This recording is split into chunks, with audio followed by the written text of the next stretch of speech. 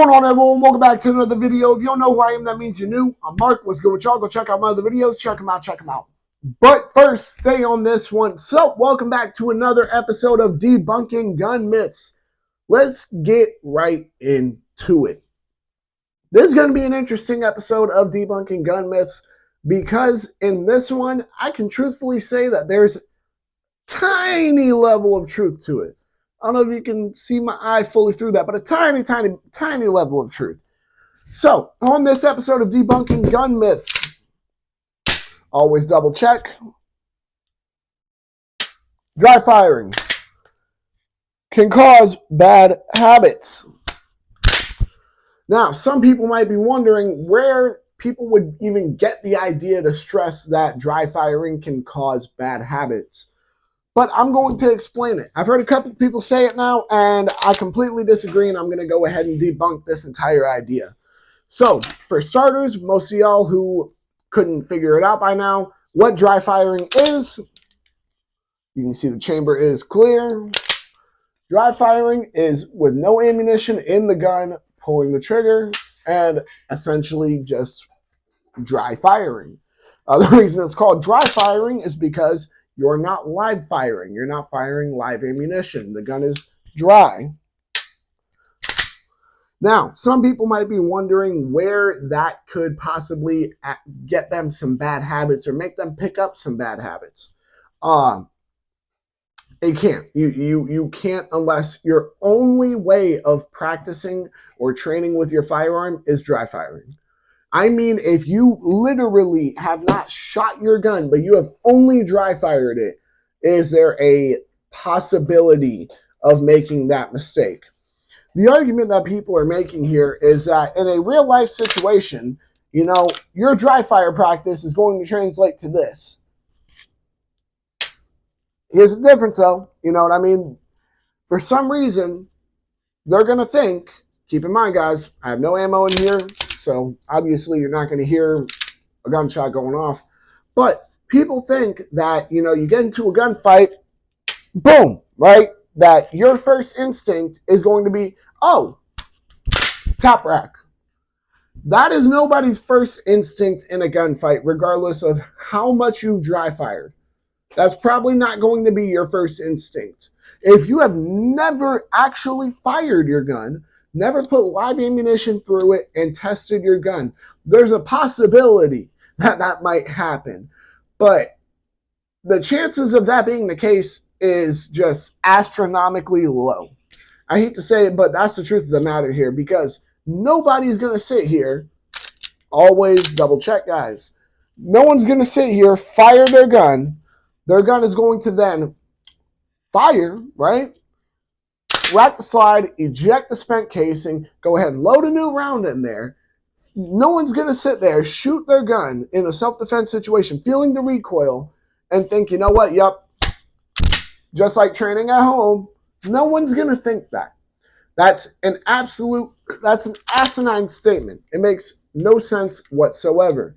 The reason why people dry fire practice is because of the fact they want to make sure that they are being somewhat accurate. They're not dipping their hands. They're not flinching at the thought of recoil even. They're not doing any of that. That's the whole point of dry fire practice. And as a matter of fact, for those of y'all who genuinely believe that there's some level of truth to that, what I can tell you is there are dry fire systems. These systems are entirely created to make it a bit more realistic, when it comes to your dry fire training. I guess is a better way to say it. There we are. What will happen with some of these dry fire systems, which I'm looking to get some, maybe one or two, possibly for my handguns, is it will reset your trigger for you. So just like how I pulled the trigger and this one didn't go back, right? Your triggers would stay back as well, or your trigger will be dead, not of use, except for if you were firing live ammo or using some of these dry fire systems that reset your trigger for you. So instead of having to worry about, click, I have to reset the trigger now to get back to training, it will reset on its own. There are several ways around this myth that's being pushed by a few different people. And I don't want to say any names, because if I do say some names, some of them are decently popular YouTubers. But if I say some names, I don't want to deal with it. So I'd rather not say any names in particular. What I can tell you, though, is that's absolutely a ridiculous thing to suggest. Keep dry firing. Just make sure it's not your only way of training with your firearm. I can't believe I have to stress that part. I don't know why it seemed like such a dumb thing to have to say. But apparently I do have to say it, guys. Yeah, there's a small chance of you in a real self-defense situation, sitting there, boom, out of instinct, if you've never done anything other than dry firing. If you have never fired a single round through your gun, you've never fired a gun in your life, yeah, there's that possibility. I hate to break it to you guys, but a majority of people do not sit there and make it muscle memory with the whole, oh, I got to reset my trigger, to the point that it would be an issue in a self-defense situation. A majority of people's brains aren't even capable of working that way. Now, there are some people who would make, some arguments against what I'm saying here. Like, yeah, well, if you do it long enough, it's going to get ingrained into your head. Well, cool. Then how about you just go to the range and shoot some live ammo then? So that way it's kind of not so ingrained in your head to tap rack after each trigger pull. Who knows? Maybe I'm crazy, guys. But all I can tell you for a matter of fact is that is a complete and utter myth. You do not pick up any bad habits from dry firing, especially not the habit of consistently tap racking after each trigger pull.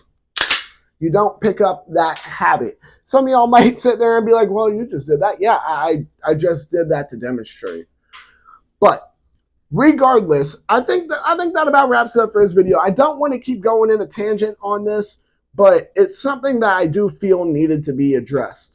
No, dry firing will not make you pick up any bad habits. Only dry firing and never shooting a single round through your gun, you have a chance, I guess.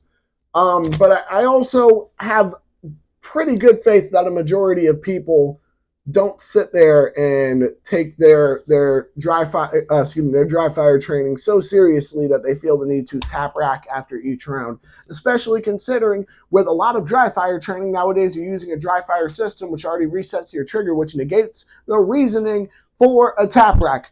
But with that being said, I think that about wraps it up for this video. I'm not going to keep going in a tangent. I know I just said that and went off on one, but I'm going to stop myself this time. With that being said, y'all make sure to like, comment, subscribe, share, hit that bell. When you hit that bell, hit all in. Whether or not you agree with me, actually, I don't care whether or not you agree with me, because if you think that dry firing can make you pick up some bad habits for a self-defense situation, you're absolutely insane.